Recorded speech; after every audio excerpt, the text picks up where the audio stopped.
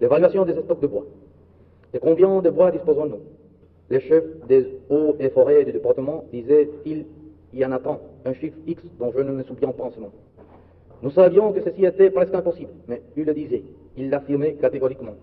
Et c'est ainsi que Cuba, traditionnellement importatrice de bois, figura au premier plan comme exportateur de ce produit, parce qu'on avait tenu compte des opinions des techniciens de la base mécaniquement.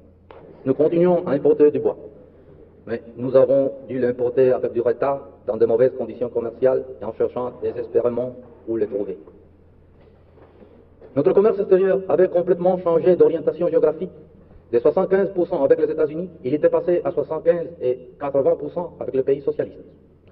Ce changement nous était bénéfique au point de vue politique et social, mais sur le plan économique, il nécessitait une organisation bien plus poussée.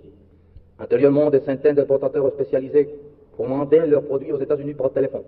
Et le jour suivant, les bateaux qui reliaient directement Miami à La Havane amenaient leurs produits. Il n'y avait ni entrepôt de stockage, ni prévision d'aucune sorte. Tout cet appareil, sauf les techniciens ennemis du gouvernement, dut donc être absorbé par ce qui fut d'abord la Banque du commerce extérieur de Cuba avant de devenir le ministère du commerce extérieur. Vive la République angélienne, démocratique et populaire, le gouvernement.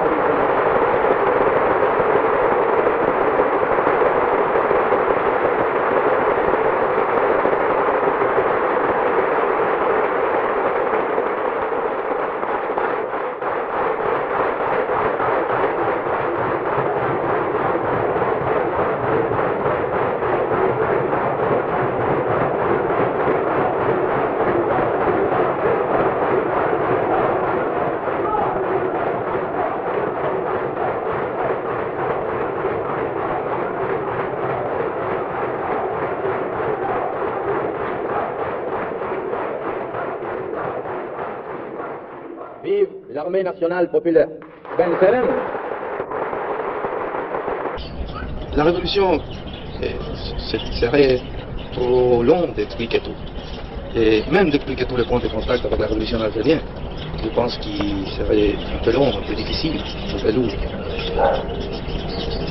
Je pense que la principale, la chose où nous devions mettre l'accent, c'est que la base, le fond social